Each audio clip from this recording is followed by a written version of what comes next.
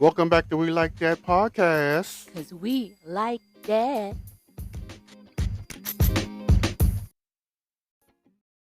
I'm Joe. And I'm Calvin. Welcome back to We Like That podcast. Because we like that. So, how was your week? Fine. Just didn't do nothing really. Went out to Tiger Dumpling. It was pretty good. That's pretty much it. Yeah, I wish I could have joined you. The storm, a random behind storm decided to unleash. Also, I was exhausted. Anywho, got to do grown people stuff. I feel like I didn't get to enjoy my days off. Anyway, moving on. Would you like to get to That Happened? That happened with Joe. Yes. Did you know that the Menendez brothers were resentenced recently? I thought they got life, so why are we resentencing them? Well, so they're not resentencing like guilty or non-guilty verdict. They're resentencing their eligibility for parole, like the terms of their sentence. That's because you can do that. If there's grounds for it to be appealed, you can file for that. I think it worked to their benefit that those documentaries came out. So are they getting out or are they not getting out? Basically, kinda. So the judge on Tuesday resentenced them. Oh, let me put my nose back up. It basically was like you're eligible for parole after 30 years, and they've served way more than that. So it can take up, God. Oh, yeah, they've been in jail since the 90s, right? yeah, like the late 80s into the 90s. Whoa. The late 80s? Yeah. Yeah. So they definitely have already served that time.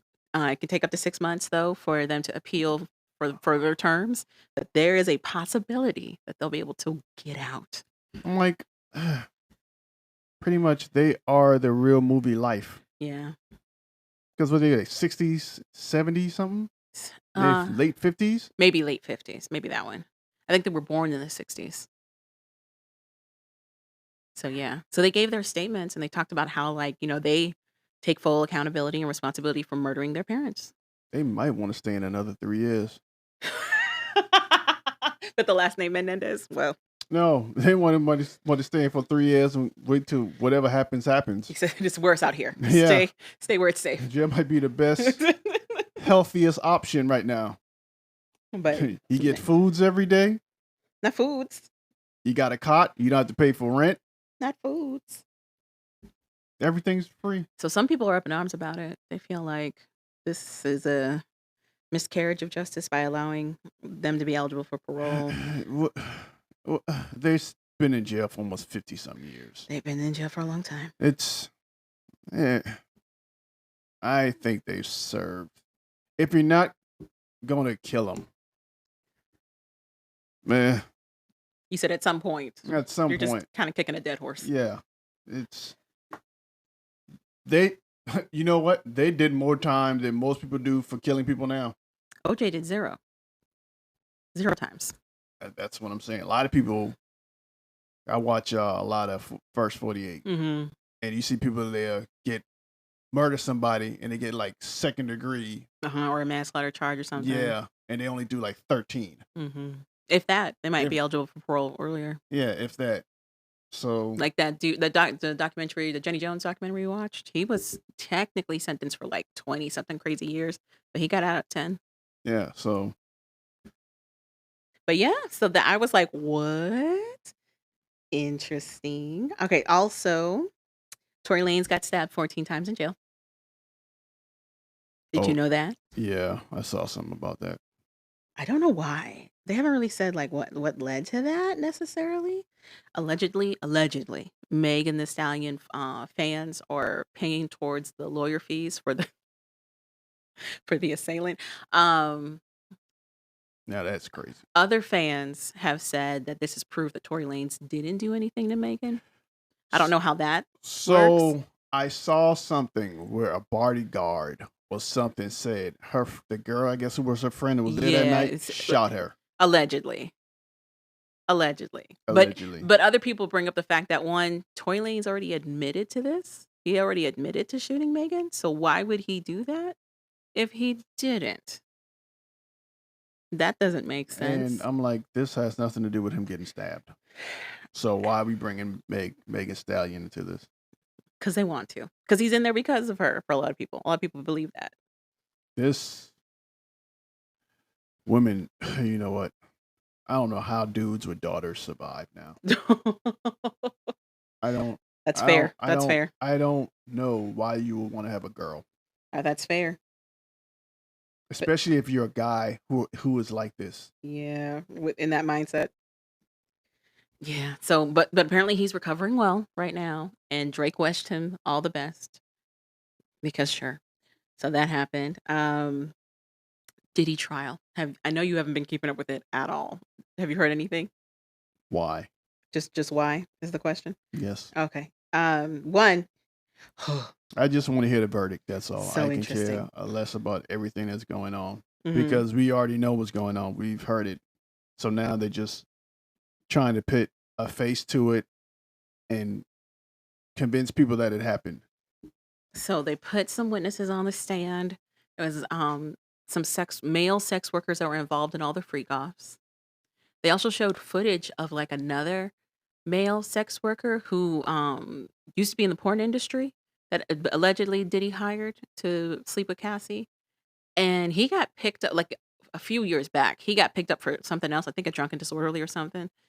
And when they had him in the questioning room, he was just going in about like what Diddy and Cassie paid him to do and what they paid him to keep his mouth shut for, and how he had like evidence on them for different things.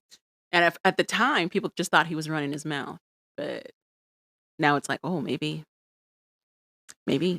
Sounds like he's implicating Cassidy. What's her name? Cassie. Cassie in a lot of this stuff. Okay, so Diddy's defense team is basically saying that any domestic violence that happened towards Cassie is not what he's currently on trial for, which is technically true. He's not on file for domestic violence. He's on trial for his RICO charges, which is like human trafficking and creating a network so he can continue to human traffic, like stuff like that. So basically, what they just did was tell you it has nothing to do with. They said, yeah, he violence. beats people, but that's not. Yeah, which is crazy. Technically true. I mean, he wasn't arrested for domestic violence. So whatever you try to say about domestic violence and playing those videos, that they can get that thrown out. Well, actually, they couldn't. So they tried to. They did. They tried a lot. They tried really hard to get the stuff thrown out. But if he's not on trial for none of that stuff, then they used it to showcase proof of his networking, of how he had the means and the capability to continue to control a person. And that's how they showcased it in the videos. Well, there's always a way around stuff if you have a smart enough lawyer. Apparently, Diddy does not. So I can tell. They objected to a bunch of stuff that ended up getting got overruled because the judge was like, you guys didn't make a motion to have any of this withdrawn when we were doing discovery. You let all of this go through. So now you don't want it to go through. So kind of a mess on the defense side. No, it tells me that they didn't think they were going to go to court. I don't know that they didn't think they were going to go to court. They didn't think they were going to go to court. I don't know. Because there's no way you could be this negligent making all this money. You also got to remember half of his team is not the same people that started with him. A lot of people left. A lot of people got fired. Which is telling me. So I don't know that it's they didn't think they were going or if they're just woefully unprepared now that they are going. It could be that they were hired the last second, they didn't have time. Which normally if that happens, you can request more time. They had a lot of extensions already in place. You can only ask for more time up to a certain amount. But if your whole defense team changes. Do you remember when Diddy got arrested? It wasn't this year. Whatever. Sure. But Cassie went on the stand and she was retelling her story. Like it's rough. It's a rough story. The defense was basically trying to say that Cassie was a willing participant. It was not a case of non-consensual anything. She was a full and willing consensual participant. And then on the prosecutor side, they were trying to showcase that like that was not true. A lot of it is subjective. for a lot of people. There's some people when they're listening to Cassie's testimony and it's her saying that like, yeah, I did do this and I did do that and I did say I was okay with this, but I actually wasn't okay with this. They take it for what she's saying. But there's other people like what's his name? Big Bad Boozy. Boozy, he's a rapper. Do you know who I'm talking about? No. I don't even know what that name is. Is he not an old rapper? Boosie? Boozy. Boos. Boosie? Boosie? Not a there's no T. Boosie? Isn't that what I was saying? Boosie? Boozy Badass. Yeah, he's a old he probably did one of the songs you like to dance to. Maybe. Yeah, But he was saying that he doesn't understand why the judge was letting Cassie talk for so long because to him, all she was talking about was domestic violence, and that's not what Diddy was on trial for. And this was just another case of a woman trying to bring down a black man. he had a big hit with a Little Webby. That I don't know that name either. So, but yeah, he was he got some flack for that because people were DJ like, Khaled. seriously? He had a big song with DJ Khaled. So out here grinding. So, but yeah, he was like free Diddy, and people were like, okay, whatever. He's been saying a lot of crazy stuff. Yeah, so nothing new under the sun. Not under the sun. All right. Do you know American Gladiators is coming back? Reboot. Well, it's not going to be good because nobody's on steroids. That we don't know that. They're not going to be on steroids. I don't know. Have you been watching? You haven't really been watching wrestling, but the bodies coming out of wrestling, they've been getting bigger and bigger and bigger. Wrestling is one thing. No one cares about wrestling. It's fake, so they don't think they're doing anything. Interesting. Yeah. They think it's so fake. The Miz, who is from wrestling, is going to be the host of American Gladiators, the reboot. It's going to be on Amazon Prime. They haven't given a date where it's going to actually be hard launched. But it's being launched after the UK was successful in doing their reboot. Do you know that the UK had their own version of American Gladiators? Yeah. It used to come on TV. It's called, I guess it's basically UK Gladiators. Yeah. They rebooted it and it's doing really well. Yeah. Yeah. Mm-hmm. I haven't seen it on TV in a while, on a long time. Uh-huh. I've never seen it. Well, a couple of years after American Gladiators went off the air, they started like International or European Gladiator or something like that, and then it went UK Gladiators. Mm-hmm. Well, the UK Gladiators was running parallel to American Gladiators the entire time. Yeah, so yeah. But then they decided to merge them. That was what the International Gladiators was. So you had the people from the UK, and then they included the people from the US, and then also from the US, other countries. Yeah. So it's supposed to be comprised of professional bodybuilders, former D1 athletes, CrossFit champions, and then fitness pros from around the world. I want to see the names of these gladiators. Are we going to see any of the original gladiators? They're probably... I mean, they're not going to compete, but do you think they're going to make appearances? Train them, and you probably see them training them. So I've seen, what's her face? Ice? I don't know if her name is Ice. The one that was the lesbian. Zap? Is it Zap? Yeah. It's either Zap or Ice. Zap. American Gladiators. No, it's not her. Then it's Ice. What is her name? Maybe it is Ice. Let me look at Ice. It's Ice.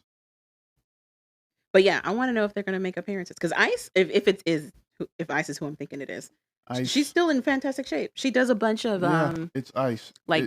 Health fitness stuff now. It's Ice. It's her. Yeah, it is. It's Ice. Her. Yeah. She's on all over my TikTok. So they're the two originals. Okay. I think Zap is original. I know Ice is original. Ice and Blaze, the black gladiator. The lady or the lady? Okay. They're two originals with Gemini, the other black guy, and Nitro are like the originals. Mm-hmm. Yeah, I think Zap is the original too. I'll say Zap is original. I want to know if they're going to make appearances. And if we're bringing back American Gladiators, you know what else we should bring back? No. The Kung Fu Legend thingy. WMC Master? Yes. WMC Master should Not gonna lie to you, I'd be down for that. Let's do it. I'm not gonna lie to you. We can bring back the crazy storylines. Let's do it. Okay. Let's do it. I lost my anger. That's why I call myself the machine. I must be focused and well-oiled at all times. No, and well-oiled. I lost my cool. My master took me to the dojo, and I fought this guy. Not in well-oiled. So Yeah.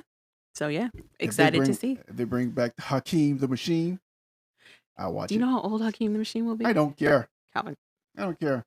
Star-Lord, Star War. I don't even know. What was it? Tsunami. Tiger Claw. I'm just saying. Panther. I'm just saying. You got a bunch of millennials who are depressed. Bring the shows back. We'll watch them. We'll watch them hard. The sad thing is, we as kids and miniature adults I'll put in the 70s, between the 70s and 2000s. Okay. These kids nowadays from 2000s on, they don't have the quality of shows. They don't have the amount of good shows Okay. that we had. They might be over and done it. Like, I feel like now They it's ha- more about quantity than it is quality. They have quantity Yeah. in certain Niches. fields. Yeah. They have quantity. Like TV, they have quantity. Yeah. It's not quality. Well, Abbott Elementary is pretty good. Well, you have your hits but for the most part. But I think it's like you said before, we also didn't have a multitude of. We played outside. We didn't have a whole lot of stuff to keep us what I'm saying in one place. I think it's to keep you in the house, to keep you watching TV.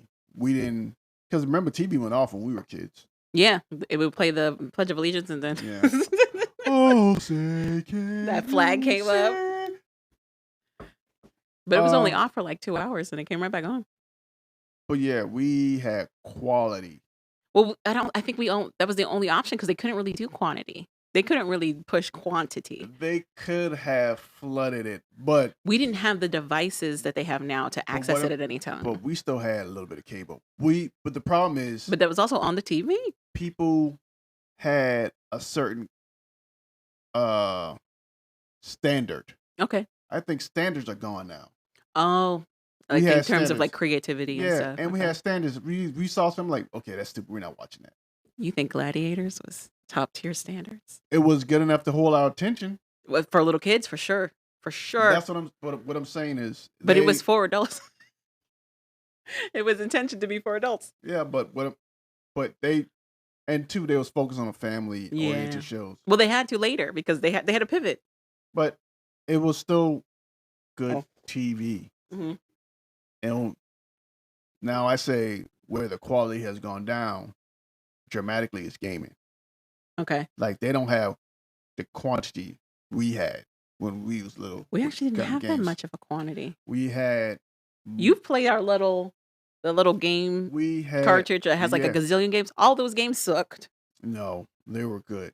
First of all, there's like maybe 3 games on there that's good. Everything else is kind of like repeats of other games.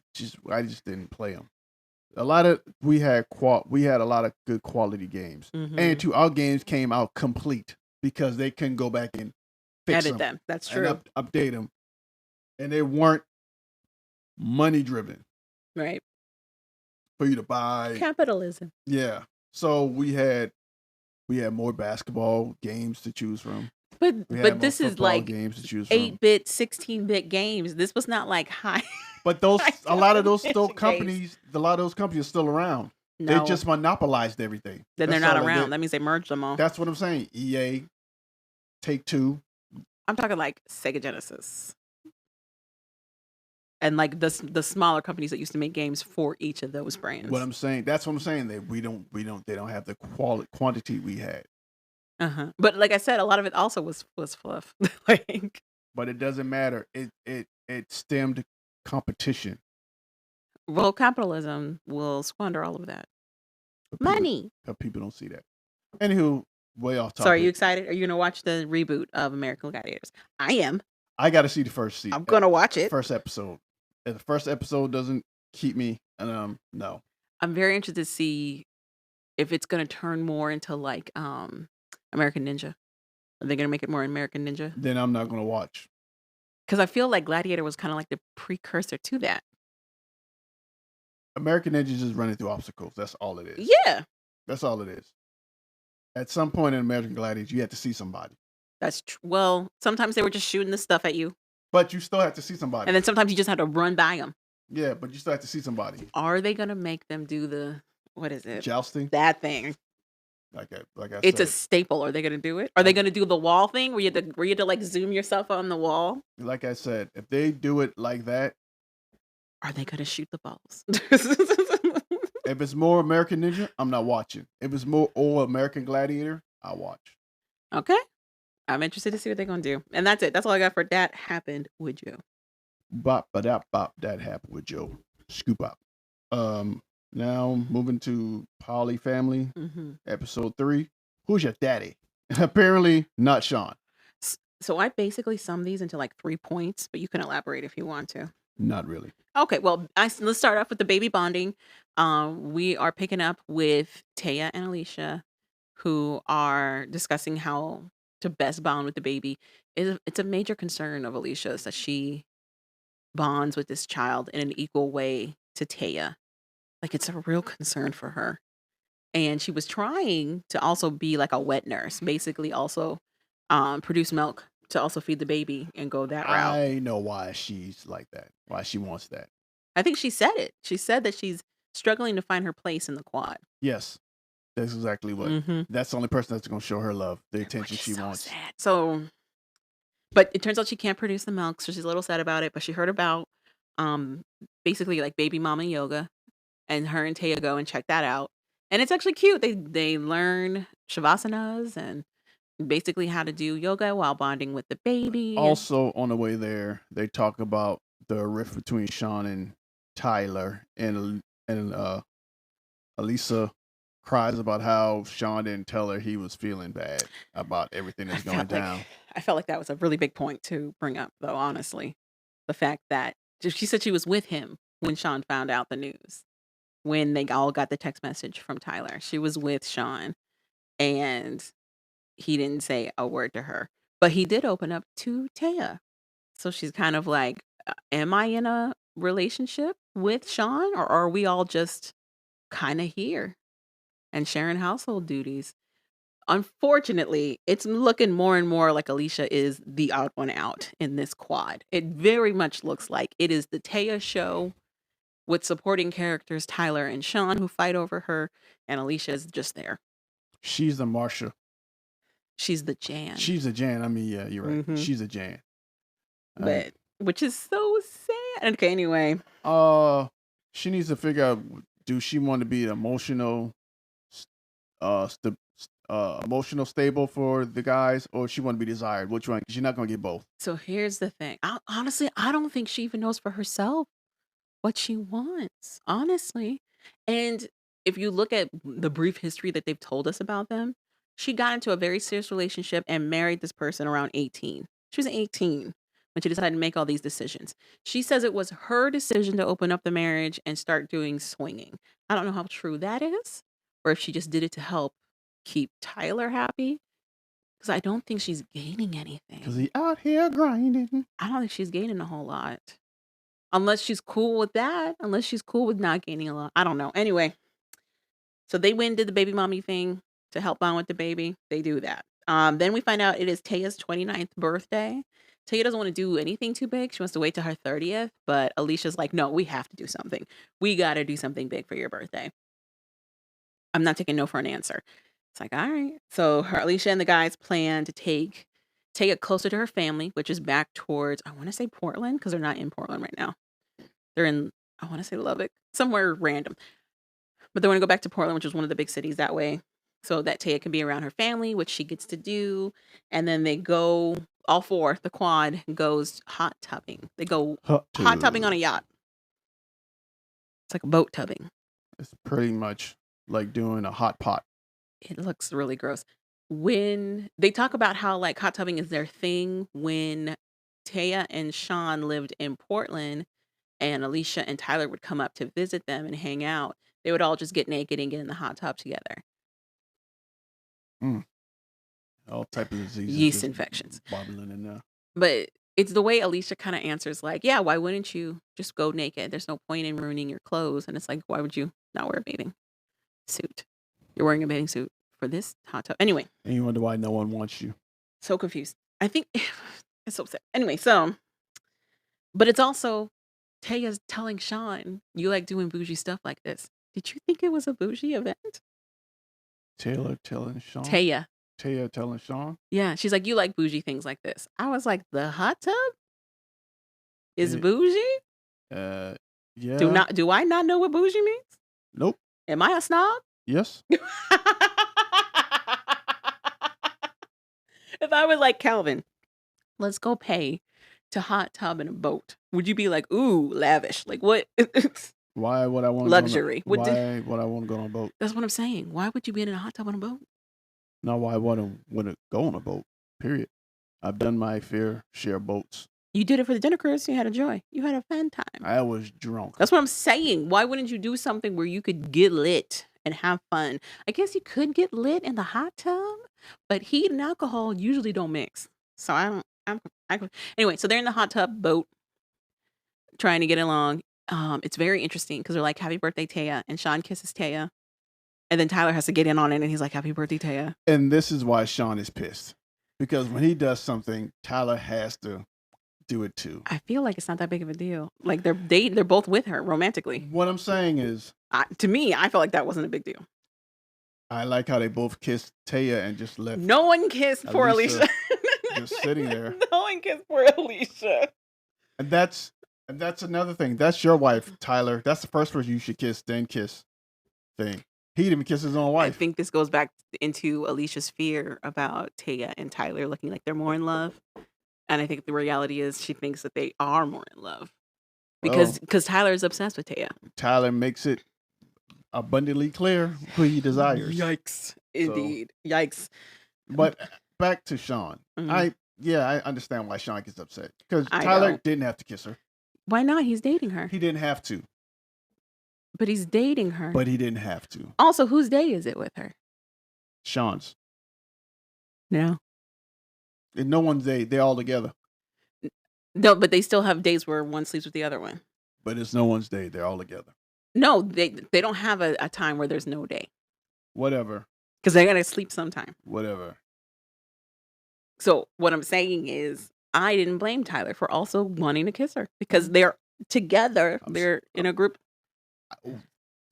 You people watching and tell me, every time Sean kisses Taya, Tyler's right there running to get a kiss too. So my perspective on it was Sean trying to assert dominance. Like, yeah, I'm a kisser. I'm married to her. Regardless of the boundaries that they already put in place.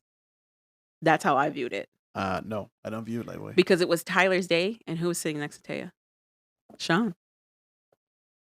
I don't view it that way. I just don't. They're not monogamous. I know that.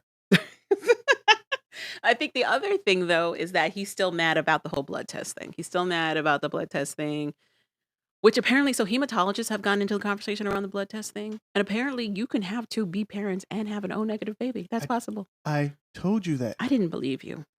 Okay. You don't have science behind you. It's not my fault that you guys sucked at You don't have blood type science science behind you. things in California. They didn't teach y'all good enough how to do blood, whatever they call it thing. But also, I still think that all those babies are Tyler's. Anyway. No, that's a different story. But I was right. I told you that. Anywho. Well. That's what I was like when he said that. I'm like, I don't think that's true. I think you can. We used to do little pop quizzes from DNA sequences when I was in high school. Could have been elementary. But yeah. Well, so O stagnant is possible. Like neutral, like without positive or negative attributes. But the fact that it's O negative is what the hematologist was saying is what would be an area for them to explore a little bit more because it is O negative. But 2 people with the same blood type could have an O baby. So, but neither here nor there because basically Sean fully believes that this baby is Tyler's. Sean don't get no damn. I'm still confused. I mean, I understand that they all wanted to avoid the paternity discussion, which confusing. Further confusing if we're supposed to be an open quad. But I didn't understand. This can't be the first baby that came back with a blood test. This can't be the first one. This is the 3rd baby in their quad. You know what? I'll be honest with you.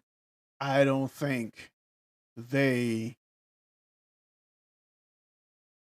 Questions, causes. questioned the blood type stuff because the blood type was probably open ended to where it could have been any one of them. Okay. Okay. So You think it was a more neutral blood type that they didn't saw, think, probably? yeah, they didn't think too much And of this it. is the first baby with a distinctive Yes, one. yes, Maybe. yes. But I also understand, like, it feeds more into their competitive narrative that they keep talking about, how it's not jealousy, it's competitiveness, it's jealousy.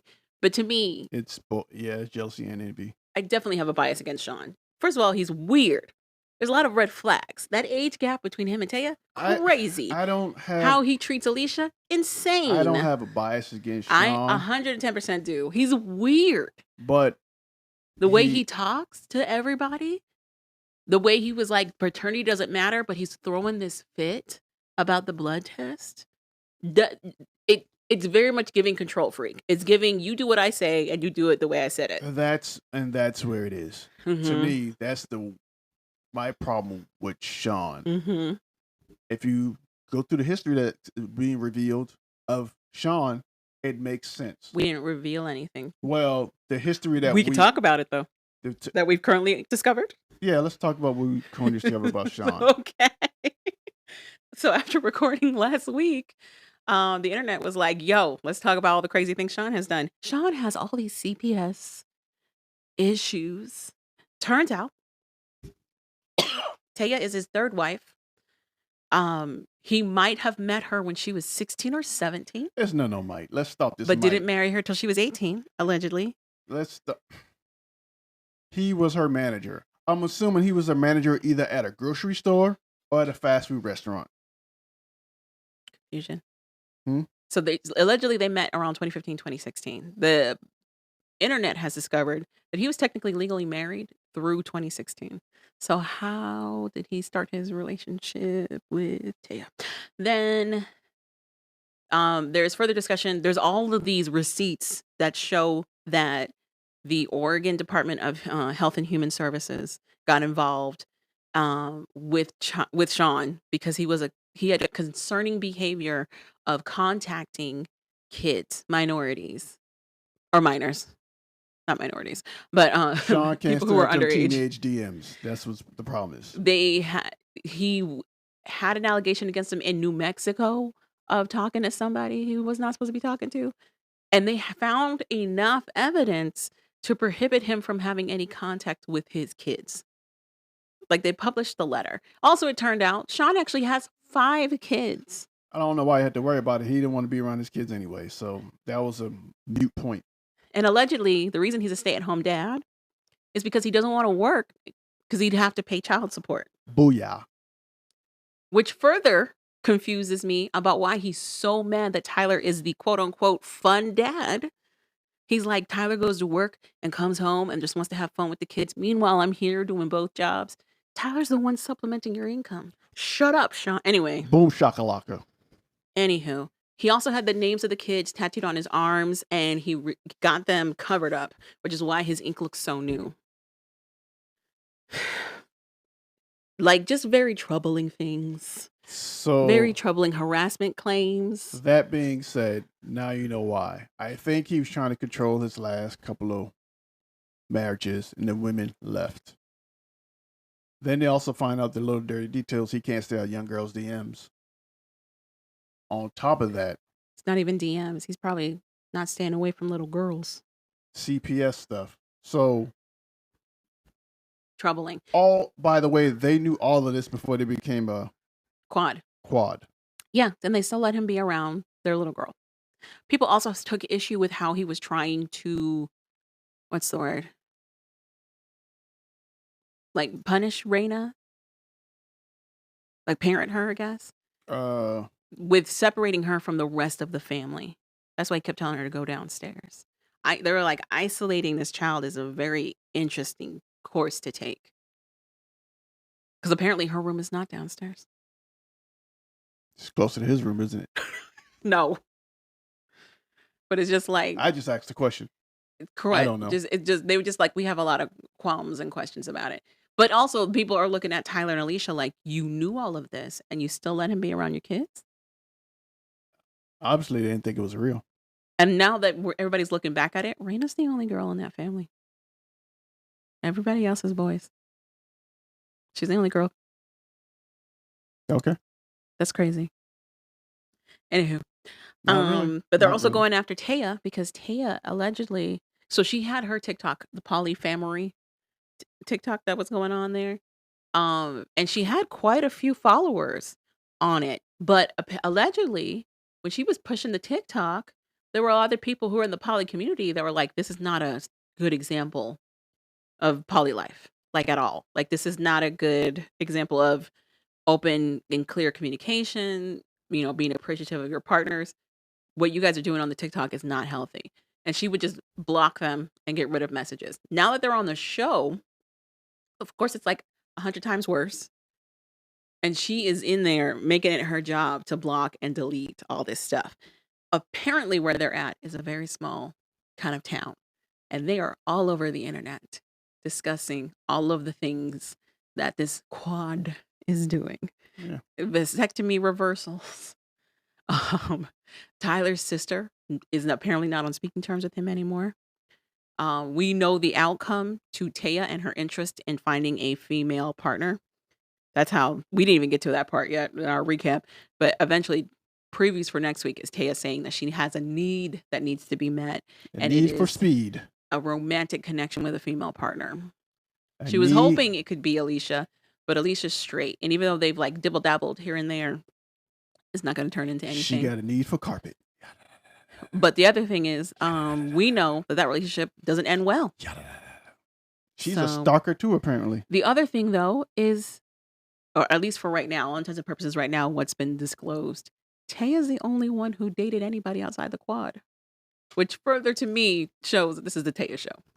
For whatever reason. But back to our regularly scheduled program. Uh-huh. Sean and Tyler. Finally, the women convinced them to go have a sit down. It doesn't go well. No, Tyler is nervous about it. He's like, I'm not good with confrontation. Because he knows how this is going to go. He's going to say one thing. Sean is going to take over. And then they're just going to awkwardly leave. And that's exactly what happens. They get there.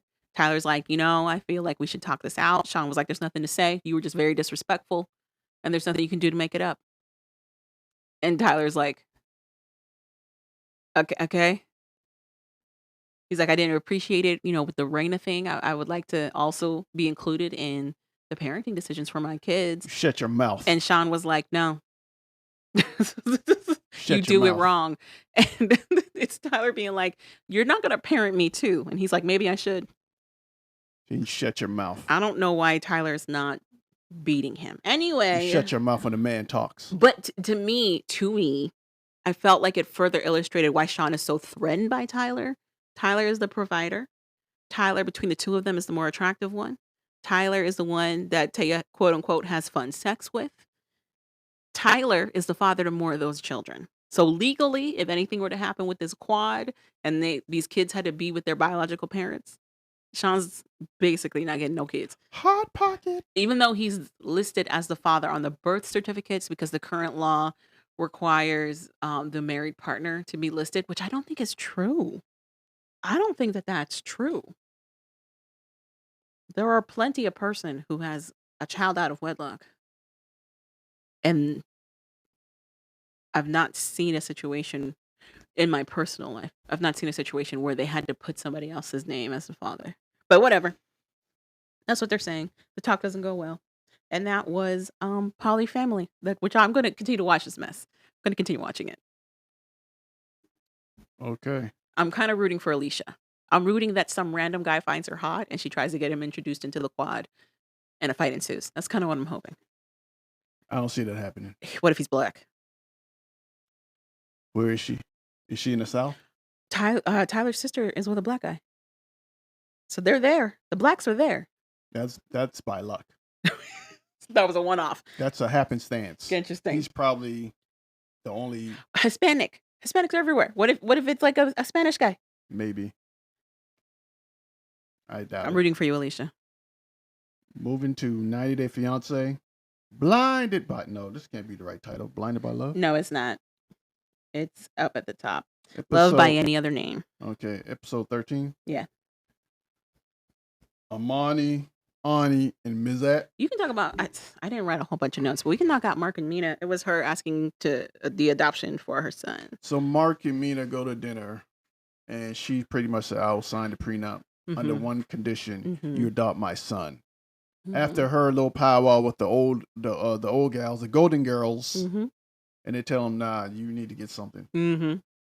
So she comes up with that. Mark's on board. The baby is like, "Nah, he's not gonna do it. He's lying." Prior to this, before they go to their dinner, they're in the car, and it's them talking about how her sister's coming. She hopes Mina hopes her brother's gonna come and bring her son. And it's Mark being like, well, we got to be realistic because they ran into passport visa issues the last time in bringing her son over. And he's like, what if they can't bring him? Do you not want to get married? And Mina was kind of like, yeah, I might hold out until my son can be here. And then Mark threatened to take her daughter from her. Oh, yeah. I forgot that part. Yes. He was like, well, then you'll go back to France and I'm keeping Mariah here. And she was like, Mariah what? looks at him like, the devil? The hell you will. The devil's alive. You think I'm staying here? I don't know you, white man. Exactly. I don't even know you, sir. What? But yeah, he basically is like, yeah, she's an American citizen. You don't know where to get my stuff from. So how you going to take care of me? You don't know where to take me in. You don't even have food in your house. Exactly. Sir. But yeah. But basically he's like, yeah, Mariah would stay here. And Mina's like, I'm her mother. They're not going to let you take her from the mother. And he's like, nah, she's an American first. I said, wow. Technically not, because she's brown. Hello. Anyway. So, there's that. And born in a foreign country, sir. Anyway. But yeah, so she was hesitant to bring up the whole, I need you to adopt my son, Clayton. But he was on board. He was like, yeah, I absolutely would. I love your kids. Your kids are my kids. I say it all the time. He starts to cry. I don't know how true that is. Number one. Number two, I want to see what Mark's going to do when he sees her sister. Mark? Yeah. Has he ever seen her sister before? Yeah. She was at the baptism for Mariah. He's seen her sister. I didn't know she was there. All of her family's in France. Her sister's not in. Is her sister's in France? Yeah. I thought her sister was in another country for some reason. No, they're all in France. Well, yeah. I still want to see what he's going to do. Because I think he's probably hit on his sister. Okay. But we shall see. He's met her before. Yeah, I want to see how that dynamic plays out. I just want to know. I want to know what happens when Mark's daughter finds out he wants to adopt Clayton. What she do? Cry again? Yeah, that's exactly what she's gonna do. You got what you wanted. You wanted a damn prenup. You got your prenup. You can't get every Take your damn wins thing where you you want. can get it. Exactly. You can't get everything you damn want. Take your wins where you can get it. I want not to pay for nothing, but right. I can't. I want to save Amani, Ani, and Matt for later. Let's do. Was Greg and Joan in here? Not really. You can do Maddie and Stevie. They go to New Orleans for their joint bachelorette party. Maddie's excited because one of his friends is actually going to be there, which means this poor man finally has somebody that's his friend. Not that happy to see his friend. I think he's not that happy because his friend gives him solid advice and he didn't want to hear it. So that happens. His friend comes down, and it's a friend he made on the internet when they were learning English. So not really a friend. No, they talk about a lot of stuff. They share a lot of things. And Maddie's like somebody who's going to understand where I'm coming from. They come from the same country.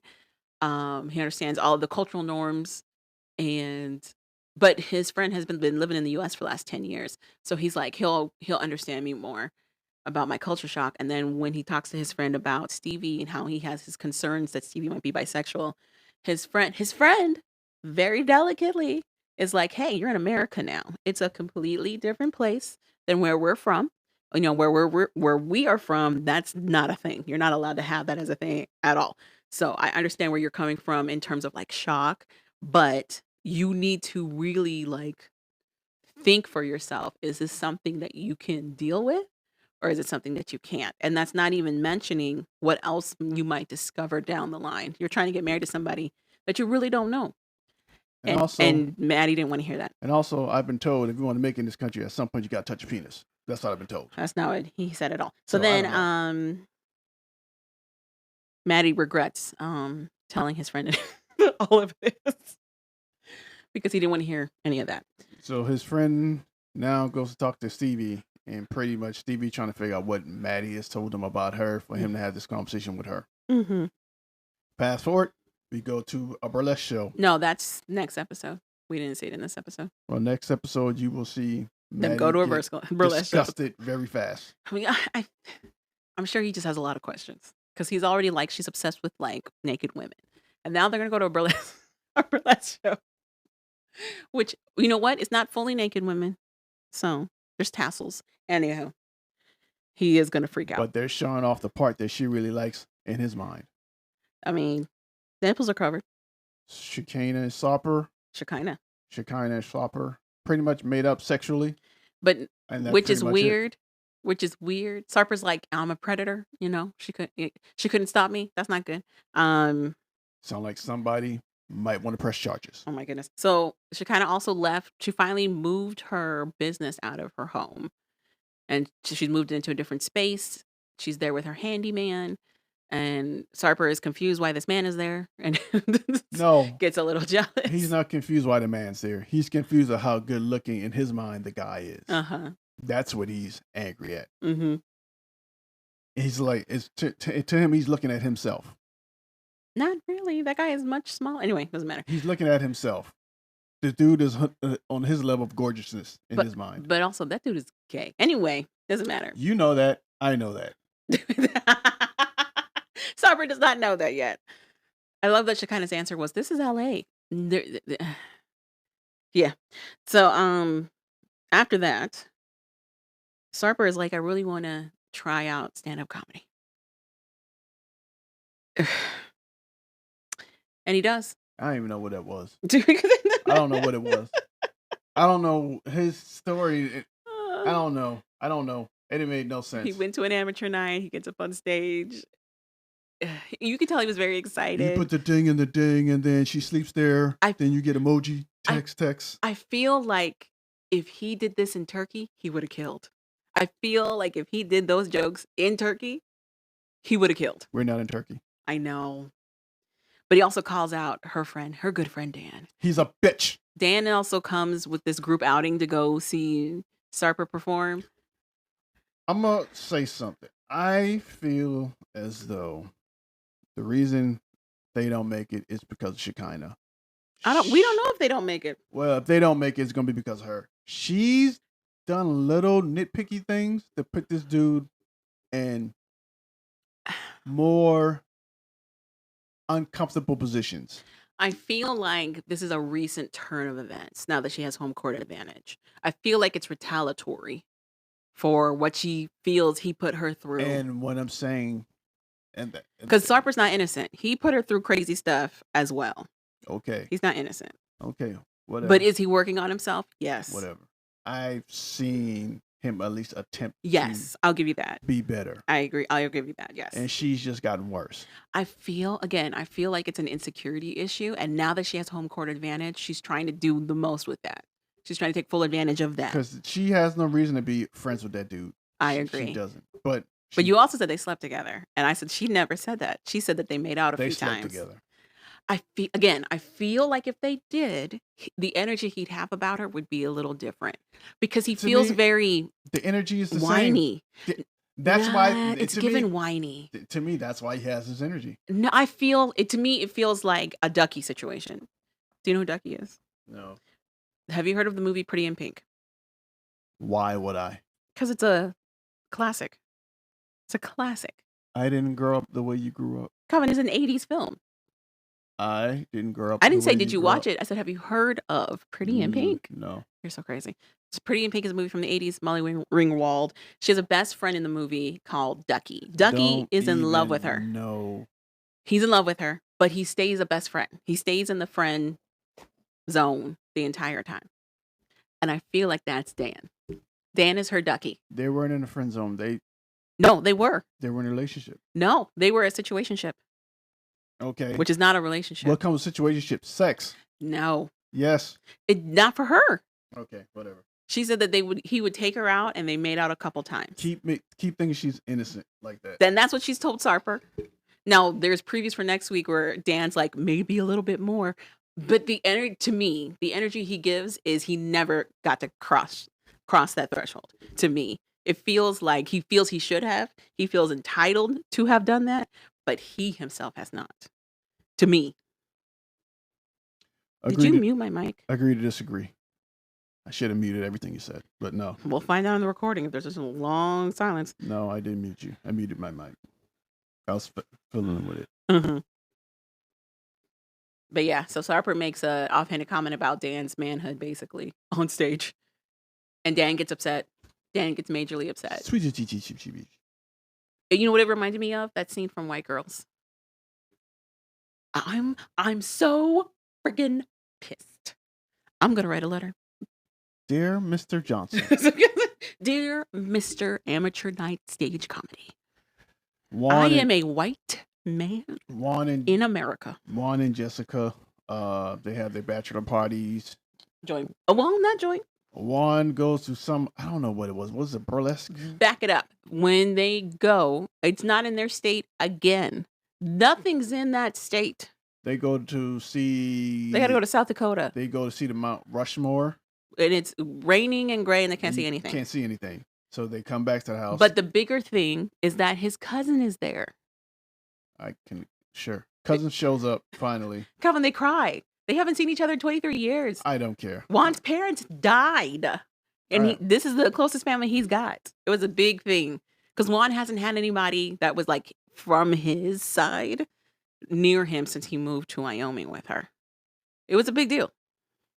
Tears, cry. And his cousin's like 11 years older than him and looks the same age as Juan. Whatever. They get back to the house. They all change. Megan gets shirts that has only Jessica's face on it for Juan. Yep. And for all the guys, so he won't cheat. The guys have Juan's face, but he has Jessica's face. As if that's going to stop him from cheating. A shirt. I just like that she likes to continue to drill home that he's got to answer to her, and he's like, no. So I guess the guys go to some bar that is doing stripping or burlesque. I don't know. That's stripping. Strip club. They're like a strip bar. The guys have fun. The girls stay at the house and they just drink themselves to white girl. Wasted. They get back home. I'm surprised they didn't have a dancer for Jessica. Whatever. They get back home. Who said they didn't? We just didn't see it. Herbie loses it. Herbie's 3 sheets to the win. Megan is 2 sheets to the win, and her husband is gone. He was like, I'm drinking to forget. He's dead. He's dead. Freedom. I think that's why he was so hyped to like go on this bachelor trip with one. So he's freedom. He was excited. They come back home in the back of the car just snowing. It's giving like, she doesn't let me have a lot of friends, so I'm so excited to do this with you, Juan. Herbie. Herbie was white boy wasted for sure. I'm like, he's turning colors. Yeah. That's how you know it was good. So then Juan, I guess since Juan is not as drunk, Jessica's happy to see that he's not the one wasted, which she's like, he looks like an angel. He looks like a church boy. Until he gets in that bedroom and tells her. Also, he knows how to handle his liquor. Until he gets back to that bedroom and tells her, I want to go back to the boat. Well, he tells her, I got an offer from the cruise ship. It's good money. I think I should take it, to provide more for the family and for our sons. And she goes, no, I don't need you to provide, which is opposite of what she said before. And she goes, I don't like you being away for so long and only spending like 2 months here. You really want your son to grow up only seeing you 2 months a year? But yes. By the time he's 10, it'll be like maybe a full year that he's gotten to know you. Sure. First of all, he said, like this one time, that's what he said. I understand that she feels like it's going to lead to a bunch of other contracts that he just gets back on. But this man has nothing to do in Wyoming. He can't work. There's literally nothing to do. And he doesn't have any friends outside of her friends. He's got nothing. I said he should have waited till the next morning to have the conversation. He got him some tonsils and call it a night. Some tonsils? Yep. Men know what I'm talking about. Okay. Mm-hmm. Does she look like the type of girl to do so? Yes. Yes. To the back of her brain. Do you think so? Or do you think she's like an icky? No. let me put it this way. Speculation. Alleged.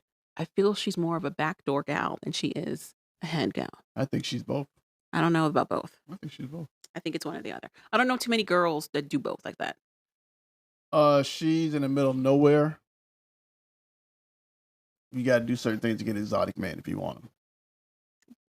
But she didn't get one in Wyoming. Exactly. She got him on the boat. How'd you think she got him? Not with her personality. Being white. Not with her personality. Being white. That's not going to keep him in the country. So that doesn't even work. That did keep him in the country. Joke's on you. Actually, he was on the boat when all this went down. They don't even know he's here. Joke's on you. Joke's on me. No one's checking up in Wyoming. That's why. Joke's on you. Anyway. Whatever. Of her friends though, who I think is like into that, into the gluck look like that, I think it's the dark haired girl. Yeah, Ani and Matt. Right. Done with the conversation. But I think Herbie's a muncher. Whatever. Amani pretty much they go behind Ani's back to meet a dude named Ray. I don't think Ray is his real name. I think you said a dude. He's her ex. He's Ani's ex, and it's pronounced Amini. Did you know that? Amini. I didn't know that. Possibly, probably. Who knows? That guy looks like he's been.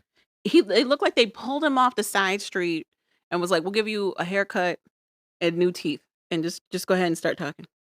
We'll give you the crack later." Like he was really weird. He cannot feel his jaw. He is doing a lot. He's doing a lot of involuntary spasms. He can't feel his jaw. It's very interesting. And he tells him her real name is not. Well, he says, you know, I know you know her as Ani, but you also know her as Brenda. And they go, who? And he's like, that's the name on her IDs. Is Brenda. And they have a bank account together because she wanted to be able to get money from the U.S. No, deposit money from the U.S. Mm-hmm. And an account in America versus putting it into her Mexican bank account, which I've heard more than once. Like when people say they're dealing with American money, if they don't want it to be like tampered with or taken, they got to put it somewhere else. They can't put it in their home bank account. Makes sense because they steal. That's a very interesting assertion. Yeah, they steal. Everybody there is crooked. Everybody. Wow, Trump. Okay. But when I'm saying crooked, the police are crooked. We know this for a fact. Yeah. We're in Tijuana. The banking system probably isn't that much better. I'm not saying everybody, but I'm saying everybody. Enough people in certain places. You said it's not surprising. Corrupt. Yeah, it's corrupt. It's not surprising. Is it more corrupt in America? No. But it's corrupt too. So. And they don't probably have the protections that we have. We barely got those. Even though we don't have much now, but still. And that's where we leave it. They talk to him, and he pretty much tells them, yeah, I have bank account. I met her daughters. I met her kids. Mm-hmm. And like, oh, you met her kids? You're like, yeah. But it's just a many being real over dramatic about everything. She's extra. Her name's Brenda? You wanted to marry her? You met her children? I wouldn't be shocked if her name is Brenda just to get to United States bank account. She said that you were in a relationship? Girl, bring it back. She's still married, supposedly. He was like, yeah, I wanted to propose to her, but she said that technically she's still legally married and she couldn't get the divorce, whatever. And I want to put it in context. This is a single mom trying to make things work in Tijuana. But she wants us to get divorced and add her to the thing. She didn't say that at all. She didn't say that at all. She said none of those words. Yeah, you guys wanted to get divorced to add her, to make her come to America. She was content being the sugar baby. You guys send her money. She sleeps with y'all. She was good with that. She was fine. Y'all were like, let's merge our kids. Let's move our families together. She argued at no time. If I'm in her position and you're like, yeah, I want you to marry me so that you can get a U.S. citizenship, I'm also not going to tell you no. Sure. Yeah, let's do it. Whatever. Yeah. But also, it's very interesting to me that Amani went from like, I love this girl, I want her to be in my life forever, to I don't trust her. She's not saying that we're in a full relationship. I'm triggered because she won't claim me, to, well, let me tell Matt that she also actually doesn't really love him, to she still doesn't want us to be all legitimate throuple. Like, it's all over the place. I don't know who she is anymore. And if she really, like, I think, to me, the most peace Matt has had on that trip was his date with Ani. But whatever. Neither here nor there. Because Matt is 110% Team Amani. Or Team Ameni. Yeah. And it ends right as Brenda, aka Ani, shows up. And but also, what did you think about the guy being like, "Oh, I'm just honest to a fault"?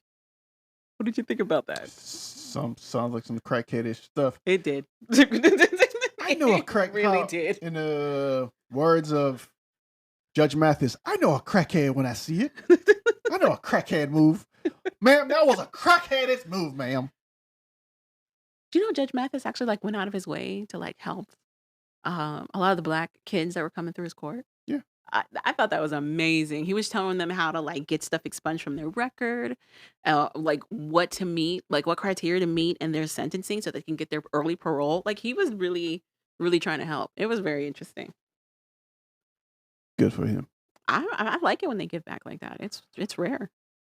That's all for love. 90 Day Fiance. When is the other 90 Day Fiance thing supposed to be happening? The dating show? I don't know. I think the 26th. I think next weekend. So we'll add that to the list. Ooh. Love During Lockup. Mm-hmm. Episode 9. Yeah, season 6, episode 9.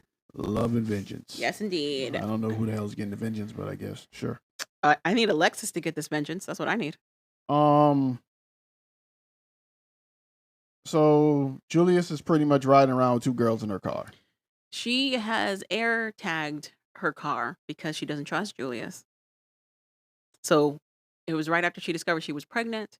She called up her friend and was like... And they decided to do a who ride to where her car was. Well, because her friend was like, "Have you told Julius?" And she's like, "Nah, he's at the studio." And she's like, "What you mean he's at the studio?" And she's like, "He took my car." And her friend goes, "Why?" "All right, I'm headed down there. Let's go." So they take the P test, and then they're like, "Let's see if we can find Julius." And she pulls up that tracking app. And we got to the parking lot where she discovered that Julius was there with 2 other girls and his friend. And then it had ended. And now we're picking up with her still going off on Julius, being like, "Why you got these females with you?" And Julius not answering her and looking straight into his phone. And the girls made it known that I was right. They are video vixens. They are not vixens. They said video girls, which is so accurate. Video vixens trying to be in the video. No, Superhead, video vixen. Those girls, just girls. Trying to be all up in the videos. Also, he's at the studio, no video. So what video? Javon, they got to feel the music first if they want to be in the video. If they don't feel the music, they don't want to be in the video. Oh my God. Even the clip they showed of him taping himself in the studio, he's not saying anything. Nothing. Okay, I can't. Who paid for his studio time? An idiot? Anyway, neither here nor there. Julius is like, I'm doing my rapper business. The sooner Alexis gets it through her head that I'm going to be around females all the time, the better. I said, oh, okay. Well. If y'all don't want a producer that's going to be all up in the videos, dancing all up in the videos, come to Love and Lockup Records. What did you think of his reasoning that he gave Alexis when she was like, "Why are you here with these girls?" And he was like, "I was running errands. We were buying clothes." She was like, "Why do you need the 2 girls then?" Also, when the girls were like, "We're video girls." What's that got to do with your errands? Sounds legit to me. You can't even say the word. Yeah, he couldn't say the words. So it sounds legit to me. I believe them. If she didn't cut in, he would have been in the store buying some pants. At some point, Julius is done with the questioning, and he just jumps back in Alexis's car and drives off. Girl, what's happening? No, get control of your life. He didn't drive off. He just wanted to do donuts in the parking lot. It was very strange. Just do a couple of circles in the parking lot. That's all he wanted. Eventually, he does come right back, and he gives because she can lock him up. She can call his PO and be like, "He stole my car." So he comes right back, gives her the keys, and it just basically brushes her off. She's like, "I'm going to stay here till the girls go." The girls are like, to me, it was very interesting that the girls were really trying to push it. They weren't pressed like that. They're like, "Nah, we're not pressed like that." And 2, where are these girls going to go? They don't have a ride. They came with him. So anyway. Exactly. So Well, where did he go? Because there's just 1,000 more questions. Alexis starts talking to her friend. Her friend's like, "Yo, you pregnant? You don't need all the stress. You can do better." She basically said, "Do better for your life." What is this? Alexis's retorts were killing me, where she was like, "Well, I'm just going to talk to him more when he gets home." Girl, no. Girl, no. That talk better be breakup. So whatever. Like I told you, I don't know why you're so into her thing. She's stupid. I'm into her thing because she's willfully ignorant. So I don't. It was interesting. I'm not invested. That she found out that he was talking to another girl, and she was like, "I'm gonna let it slide." And then she meets him, and he's got 2 other girls, and she's like, "Well, yeah." He's only been out for 4 weeks, by the way. Also, she kind of took pride in the fact that like he chose her over Ashley. Ashley dodged the bullet. I think Ashley told him to step, if I'm not mistaken, and then she cried about it. Yeah, but according to Julius, he had already made a decision that was done. Also, they call him a nonchalant person. I need people to recognize what indifferent versus nonchalant is, please, for the love of man. I've been hearing it a lot from younger people who are like, "Nah, he's just a nonchalant person." No, he's indifferent. That's worse. That's worse. Nonchalant is like you're in a situation and they just exude calmness. Indifferent is they don't care about anything. That's Julius. They can take it or leave it. Oh my It doesn't bother them either way. It's ridiculous. The definitions of these words were brought to you by Jovan. And learn your words. We like that podcast. Learn your words. So we like that you learned your words. He is irritating. I don't understand why so many people are battling themselves to be with somebody who don't want to be somebody. Explain. If you don't want to be somebody, if you don't want to go nowhere, just stay asleep. Just be like Julius. Just stay asleep and close your eyes. And watch Julius. All right, you want to move on? Will, Courtney. Courtney's upset because he said, "Hey, you were acting like you was on drugs." But he has a surprise for Courtney. So Courtney does, I guess, brushes it off. He takes her to an airfield because apparently Courtney wants to be a pilot or a helicopter pilot, one of the two. He takes her there. She pretty much gets to see and walk around the airplane, talk about the airplane with this pilot. Then he takes her into the hangar and she gets to do a fly airplane simulation. So she really enjoys that, but she can't let well enough alone, and she wants to know why he has decided to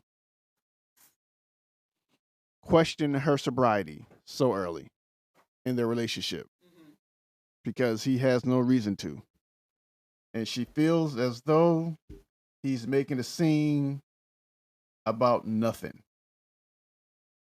And she is really getting irritated. So they leave the the little mini airport where they were doing their little the hangar. And she pretty much brings it up again, like, why didn't you believe me when I said I was not high, I guess, or whatever. You didn't believe me. Why did you just assume that I was high? Yeah. Why didn't you take me at my word? And he's like, I don't know. Maybe because I know addicts? Yeah. And he just sounded funny. She's like, whatever, sure. Just get out my face. She's like, but it's not like her just upset. She's like legit pissed. She's legitimately pissed. So much so that later when he takes her to like go eat, she acts like a kid. She's throwing a fit. She's throwing a tantrum about being out there. Like, why are they still out there? She makes these derogatory comments to him about him being poor, even though he's just dropped thousands of dollars on her.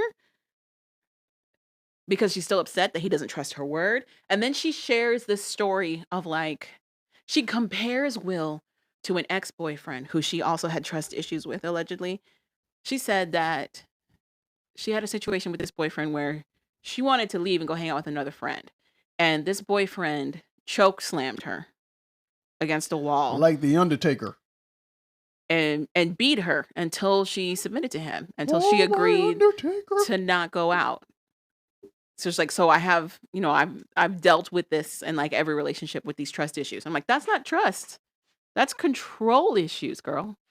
That's not that's not the same thing. Meanwhile, she didn't get choke slammed. But to me, what was alarming was her conflating it with what Will was doing. She was making it sound like, yeah, even though Will hadn't put hands on her yet, it was the same. She was correlating it like it was the same instance. And it's not. So, but they ended with a fight. It's Will basically throwing it in her face that she's still a sugar baby to a bunch of people.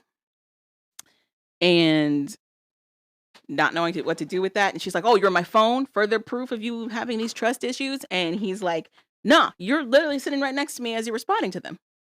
Which she was. They then show the footage. It's hilarious. So they fight and he walks away, basically. He's like, fine, take the bus, whatever. And he walks away.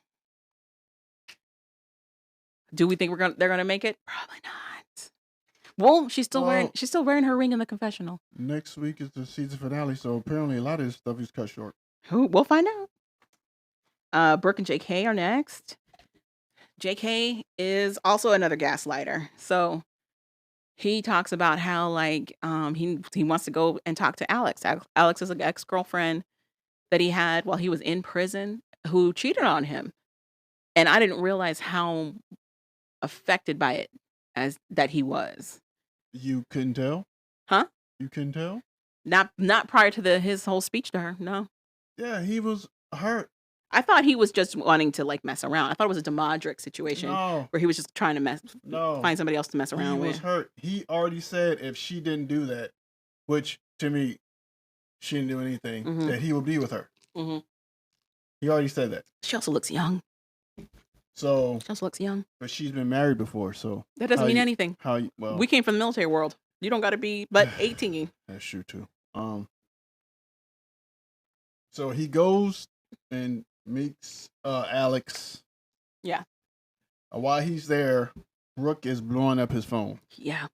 Because he doesn't know that Brooke has put a tracker on his phone. But the other thing is, the whole time he's doing this, he's like, yeah, I know Brooke might be upset if she learned about this. That's why I'm trying to be like quick and in and out. And then as he's talking about the cheating with Alex, he's also bringing up the fact that like he kind of feels bad that he's doing this.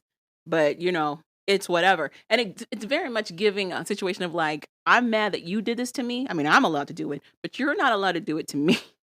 And that's what I said. I'm like, they both were seeing other people. So yeah. I don't understand why he for sure was mad. Also talking to Brooke at the same time he was talking to Alex. So JK and Alex are still talking. Brooke is with her mom, I guess at her job. Maybe they work at the same job. So her mom's like, so maybe he's just over there, maybe in closure. Her mom is still kind of on his side.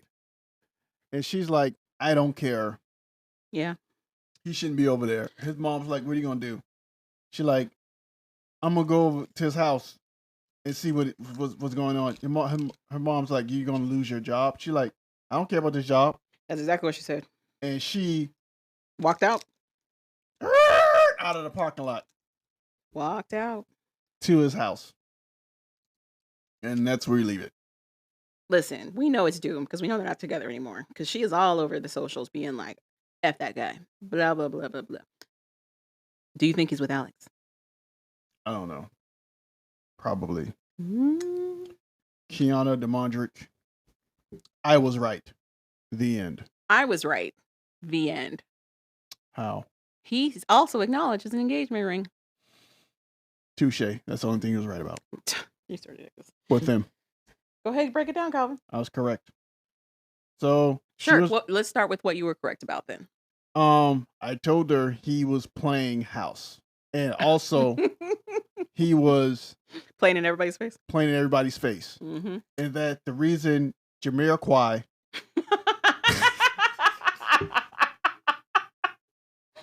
Joalia. That's her name. Joalia. Okay, I got it right. I was just bullshitting. I said Joalia. Jamiroquai. She is stuck in limbo. So he pretty much tells who did he tell it was an engagement ring? Her. He told Joalia that. So he goes over to see his kids after Kiana goes to work. Mm-hmm. He goes and sees his kids. He gets to see his youngest, Kyrie. He's happy to see that. So now him and Joalia's talking in the kitchen. And he told her, I gave so-and-so engagement ring. She's like, really? And he's like, I guess in some way he's like, yeah, so I'm letting you know it's over. She's like, so we're done? Mm-hmm. So I'm going to move on. I can move on. He's like, well, yeah, kind of. Well, I want to make sure you're with the right one. I want to make sure you're with the right one. She's like, oh. I'm not married yet. She's like, oh, you're not married yet? She's like, oh. So, okay, you're just here for the kids now, right? That's what we're doing. Mm-hmm. Let's establish that. Mm-hmm. I can move on. And I told you, and like it was just like I said, he's keeping her in limbo. Mm-hmm. Yep, you did. So he did say that. We leave there. We go to Kiana. She goes to work. She talking to her coworkers. They see the ring. They're like, if you're so happy about getting engaged, how come you didn't come in flashing the ring when you first came in there? Right. The first thing you said was Joalia came in to the party. That was the first thing you said. So they're like, you not even 100% sure about this. Then why'd you take the ring? Her tambourine player co-worker is like, let me see that little button you got on your finger. Made fun of her ring or whatever. They laugh, whatever, move on. Fast forward, the Mondrik's at his dad's house. And because he's been kicked out. He's been kicked out the house. Kiana has discovered some text messages. That's really open-ended. Not open-ended at all. I'll be honest with you. Not open-ended at all. It's like, No. Me, it's eh. Okay, so you're saying if you saw those text messages on my phone, you'd be like, it's open-ended. Oh, no, I'd kick your head like a football. No, I'd kick your head like a football. It's fully like, I started my period, you're going to be mad. I can't wait for you to be inside me. It's very sexual text. I wouldn't care. I would have to see what your response was. So I'm pretty sure those little military dudes were doing the same thing. You just didn't say anything. So now the Triscuits got your tongue? It wasn't military dudes, it was the guards. Oh. Pay attention. So you admit it? Pay attention. Okay. And that's why I was at your job, but to kick your head like a football. You're so ridiculous. No, but he's responding to those texts. Did you see all of the texts? It's not just Joalia. I didn't see the responses. He's responding to those texts. Oh, well. That's why she got so mad. I rescind my last statement. Maybe he needs to have his head kicked like a football.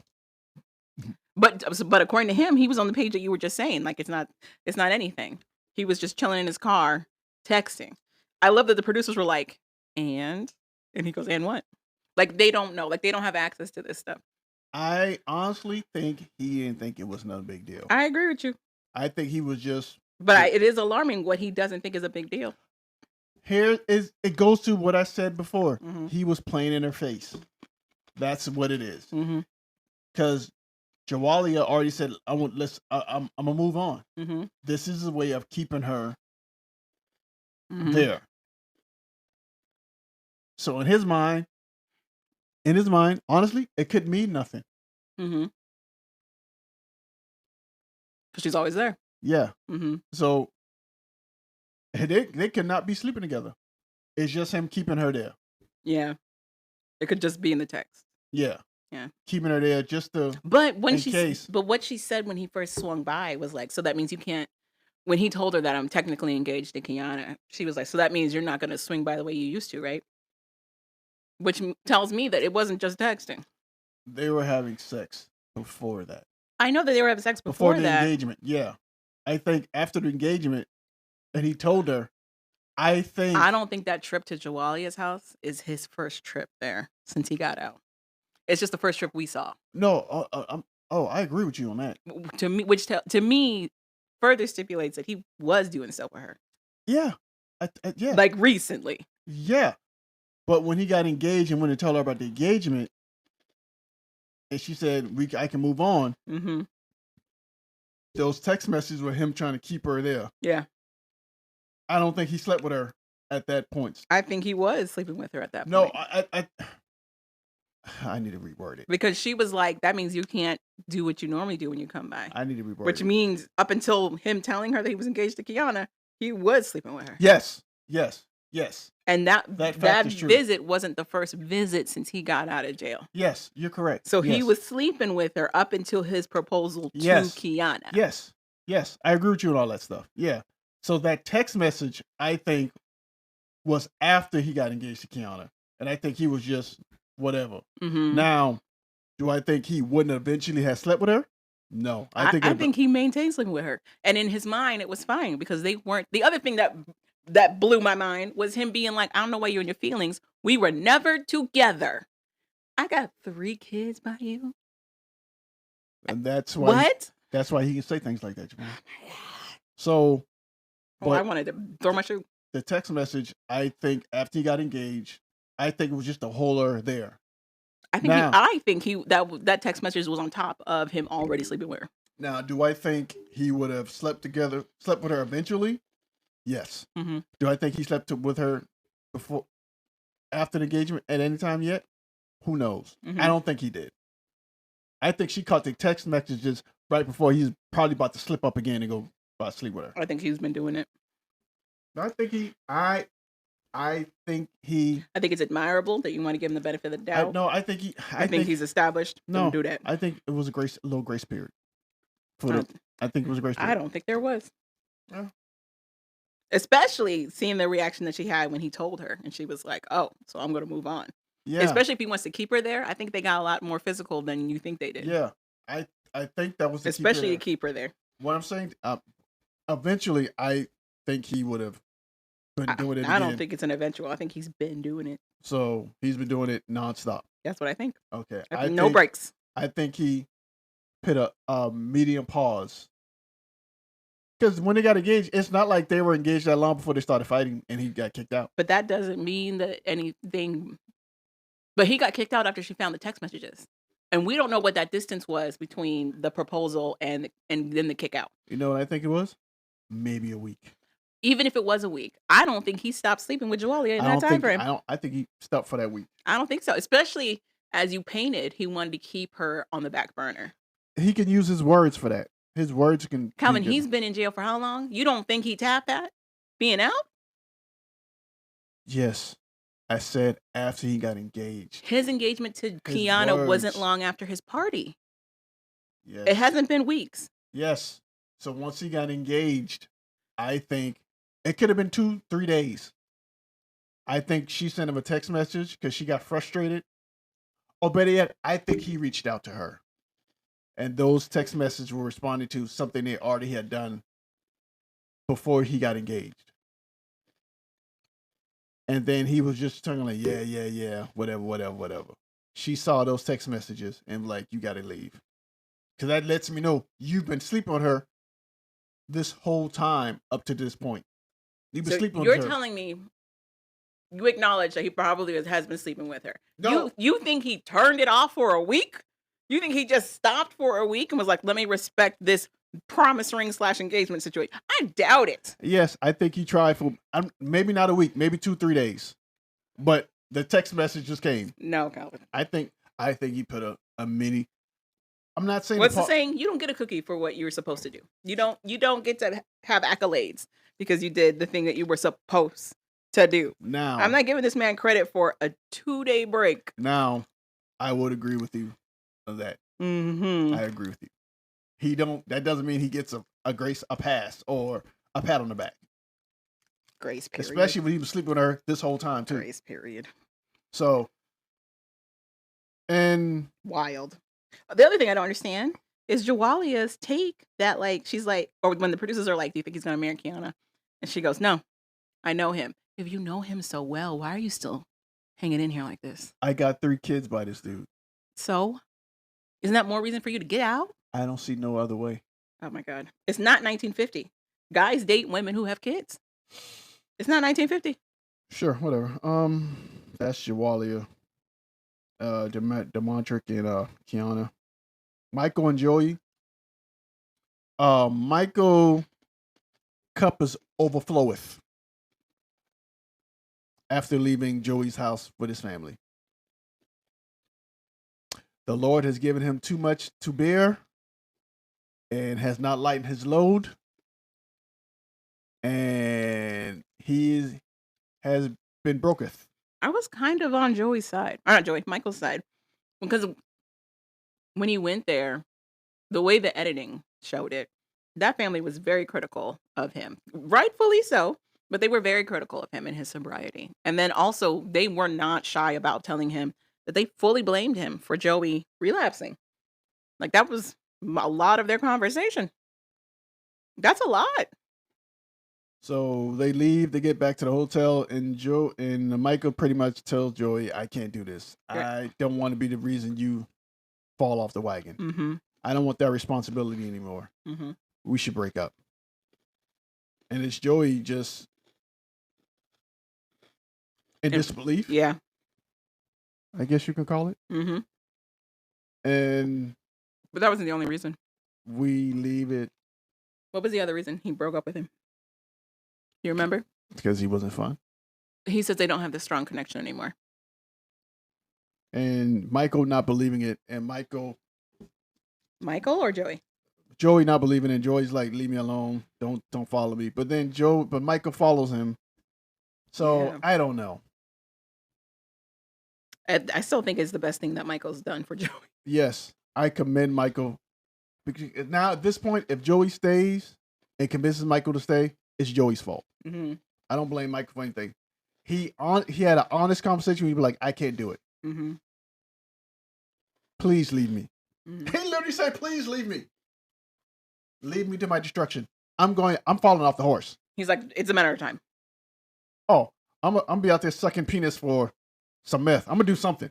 I feel like it was already on his mind that it was the trajectory was going to go that way. But I think what pushed it over was Joey's speech in the car about how like loneliness was such a factor for him, and how now that Michael's here, he doesn't have to worry about loneliness. They can keep each other sober. And Michael was like, no, I'm gonna lick some backs for some cracks. Okay, I'm gonna lick some backs he for doesn't some do, cracks. he doesn't do crack. Okay, first of all, meth, Well, hey, sometimes opiates. you can't get the meth to get the cracks. You know what I'm saying? So leave me alone. I am no good for you, sir. I just want me. to know what he's going to do with that car, because Joey does walk away. That is not Michael's car. So that was my concern. Savannah and Bradley. Child. So Confused. Savannah decides to take advice from a crackhead again. I don't know why. And It's- then It's the same girl that she says she's not supposed to be around. it's Bradley's sister, Alisa. Mm-hmm. Alyssa. Who Bradley keeps telling her to stay away from Mm-hmm. because she's crazy. And we find out, I said that Alyssa's trying to sabotage them. And I was right. Or it's like you said, she can just be a crackhead and it can be one thing and another thing at the same time. She was on something. It felt like two different conversations. So I don't Either I don't know. she's bipolar. She has to be. She has to be. It also could just be substance abuse. Like, it I could be think many things. I think it's both. It could be many things. I think it's both. Because her ups and downs are insane. But so are Savannah's. Yeah, I think she might have a little bit of bipolar issues too. She might have it. So, her and Alyssa are walking on a trail with the dog, and Juice. she's like, "Yo, you need to talk to him. You should do a pull up by the job. Pop up. That's what I do." I'm like, "Aren't you by yourself?" To be fair, to your point of her setting her up, she was pushing that pop up hard. Yeah, She really was. and that's why I was like, She really was That's why I like, was do like- it. and that's why I was like, Show up with a smile. and that's why I was like, I think You're like, I don't trust this girl. I'm like, oh, this girl clever as fox. This girl's And she is breaking it. She is breaking them up. She's breaking them up from the inside. Look Yeah, at I'm this girl. like, she is breaking them up from the inside. And that's why Bradley keeps telling her, stop talking to her. Because Bradley knows she's trying to break them up. But that's the same sister that set up his dentist appointment. So, like, he's also close with that sister. He might not be as close as his other sister, but She can do things for me. She doesn't like you. so crazy. Okay? So crazy. So she listens to the crazy lady advice and pops up to this man's job.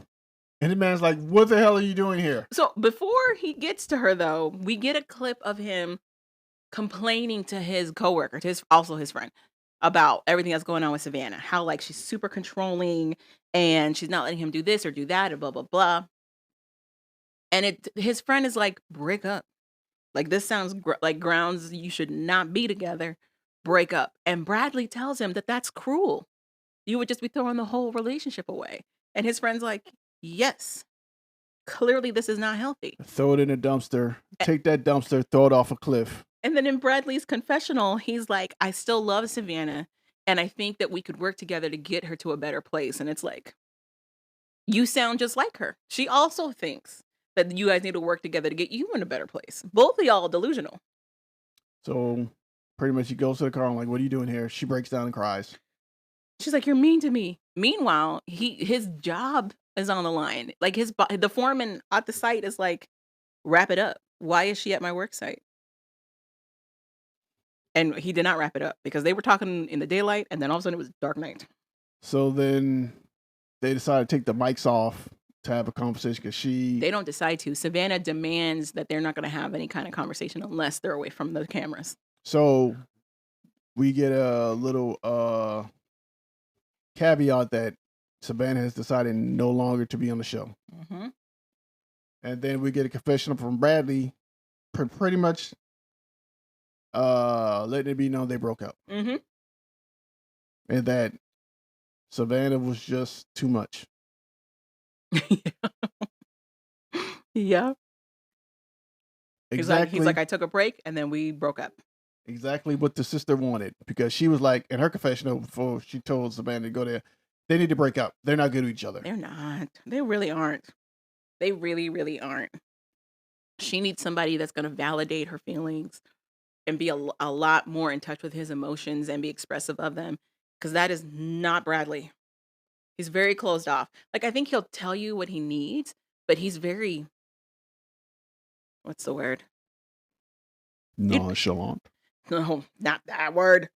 I mean, he has times where it seems like he's indifferent, for sure. That is your drinking word for today. But I feel like where he's at and where he's trying to be is completely off of what Savannah wants them to do. He's like trying to get himself together, get work under his belt so that he can achieve goals of like buying a home, doing this, being more financially stable. And she's like, I want to get married and have kids. And that's love after lockup. The saga continues. For one more episode, apparently, because it's finale. Yeah.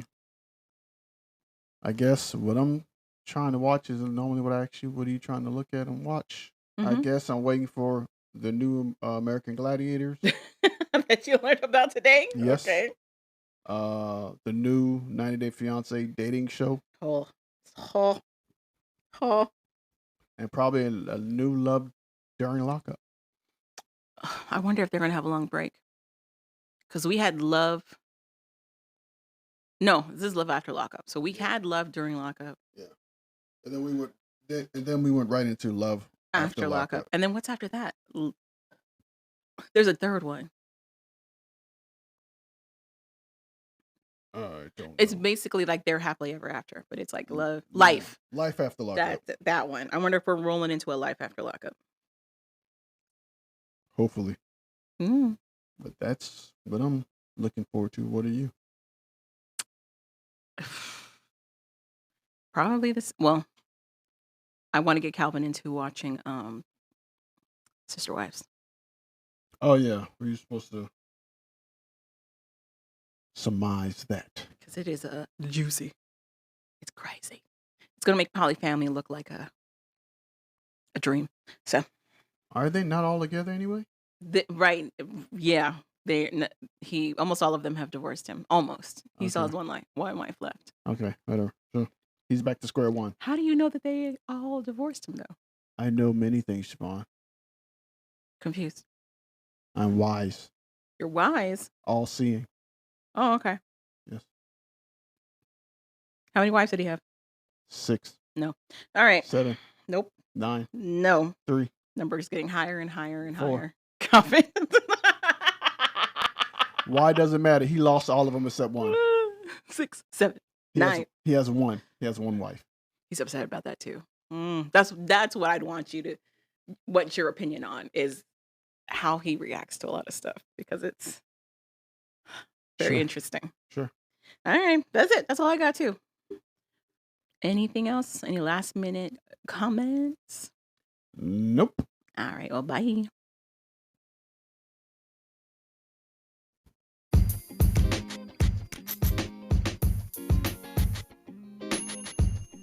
Thank you for listening to We Like That podcast. So we like that. Go ahead and click that subscribe button. You know you want to. And rate us 5 stars. I'm Javon. I'm Calvin. Later, people. And we're out.